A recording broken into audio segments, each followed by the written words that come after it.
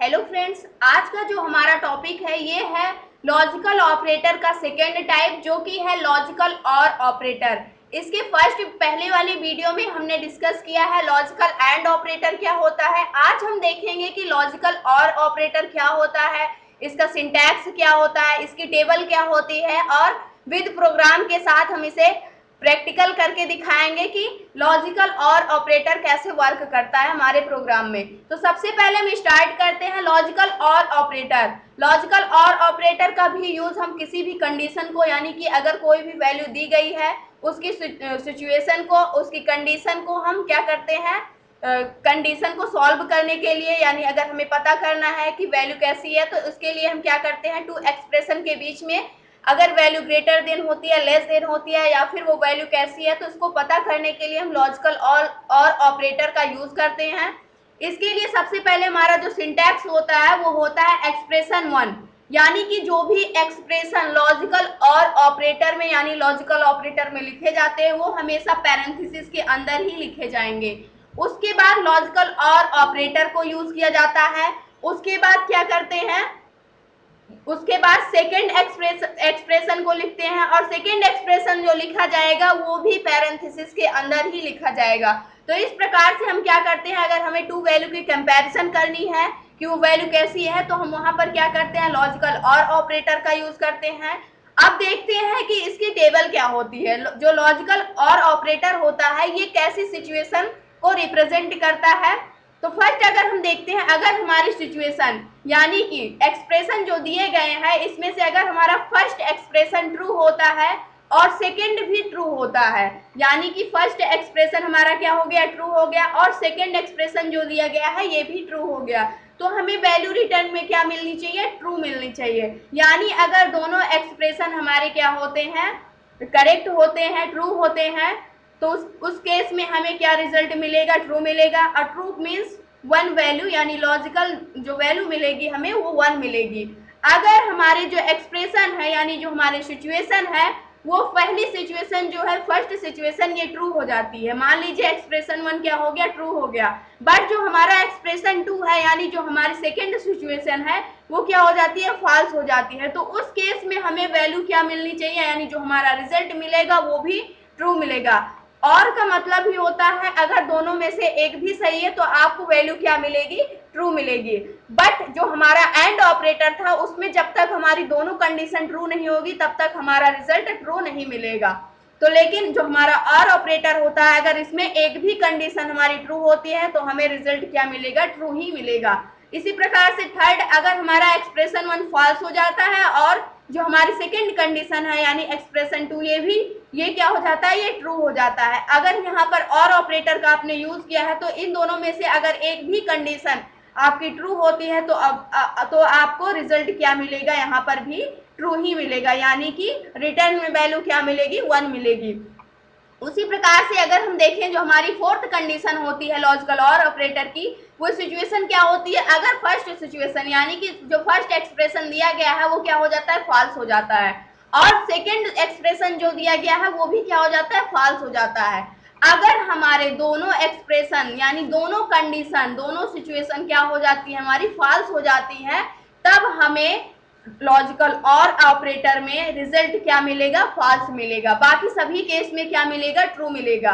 यानी कि जब तक हमारे दोनों एक्सप्रेशन क्या नहीं हो जाते, दोनों कंडीशन फॉल्स नहीं हो जाती हैं, तब तक हमें क्या मिलेगा, ट्रू ही मिलेगा। चाहे वो एक कंडीशन ट्रू हो या दोनों कंडीशन ट्रू हो, दोनों केस में हमें क्या मिलेगा, ट्रू ही रिजल्ट मिलेगा। जब तक कि हमारी दोनों कंडीशन फॉल्स नहीं हो जाती और ऑपरेटर में, तब तक हमें रिजल्ट फॉल्स नहीं मिलेगा। तो इसे हम एग्जांपल से अगर समझे तो मान लीजिए a इक्वल हमें क्या दे दिया गया है, 4, और b इक्वल दे दिया गया है 5, c इक्वल क्या दे दिया गया है, 6। ये सारी हमें क्या दे दी गई है, वैल्यूज दे दी गई है, यानी a की वैल्यू 4 है, b की वैल्यू 5, c की वैल्यू 6। उसके बाद मुझे क्या चेक करना है, यहाँ पर जो आपको एक्सप्रेशन दिए गए हैं लॉजिकल और के, वो ये दे दिए गए हैं क्या, a लेस देन b है, और उसके बाद आपसे कहा गया है और लगा दिया गया है।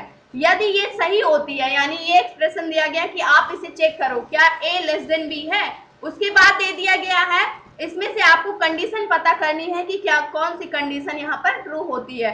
उसके बाद चेक करना है, इन दोनों की कंपैरिजन हो गई। अब इन दोनों की करना है क्या b लेस देन c है, यानी जो हमारी a की वैल्यू है क्या वो b से छोटी है, और जो हमारी b की वैल्यू है क्या वो c से छोटी है, ये आपको चेक करना है।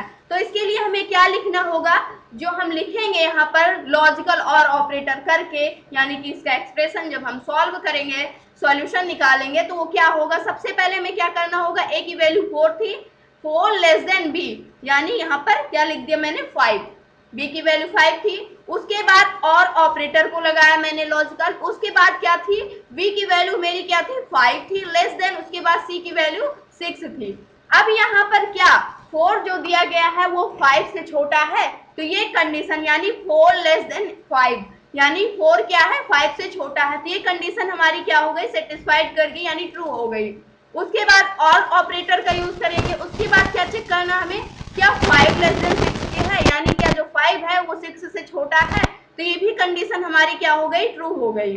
तो ये दोनों केस में हमारी कंडीशन क्या हो गई, सेटिस्फाइड कर गई, यानी ट्रू हो गई। तो हमें रिजल्ट क्या मिलेगा, यहाँ पर ट्रू मिलेगा, यानी कि 1 मिलेगा।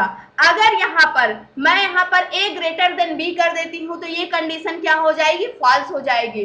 तो यहाँ पर ये ट्रूथ टेबल में किस पे आ जाएंगे, हम इस वाले कंडीशन पे आ जाएंगे। अगर हमारे फर्स्ट सिचुएशन क्या हो जाती है, फॉल्स हो जाती है, और सेकेंड सिचुएशन मेरी क्या होती है, ट्रू ही रहती है, तो उस केस में हमें क्या मिल जाएगा, फिर भी हमें ट्रू ही मिलेगा।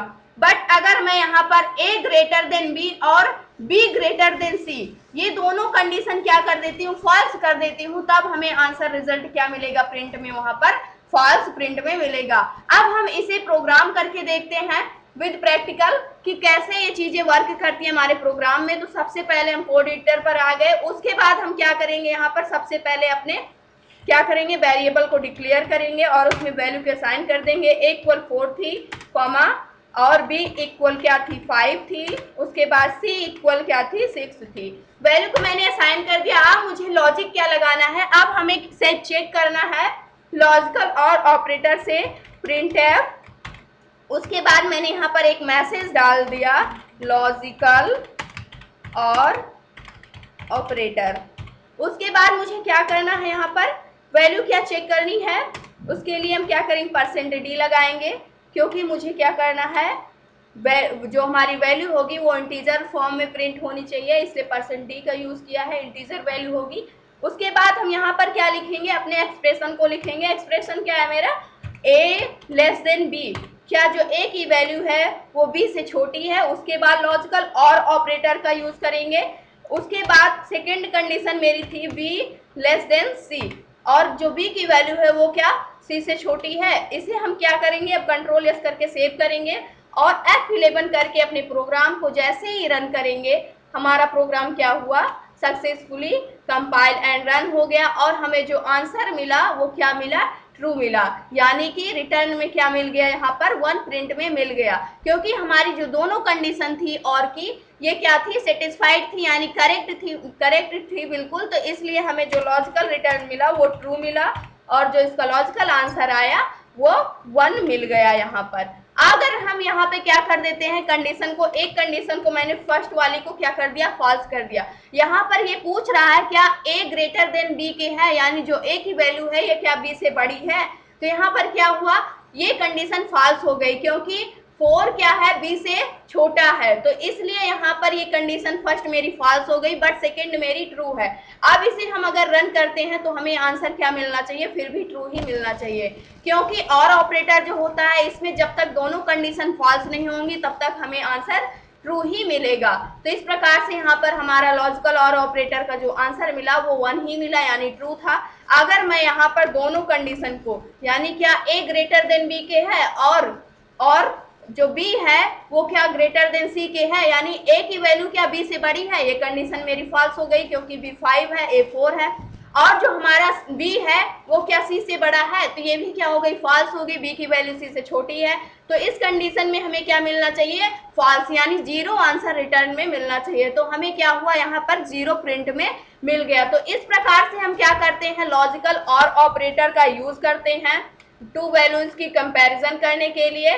तो ये था आज का हमारा टॉपिक लॉजिकल और ऑपरेटर। नेक्स्ट वीडियो में हम देखेंगे लॉजिकल नॉट ऑपरेटर किस प्रकार से वर्क करता है।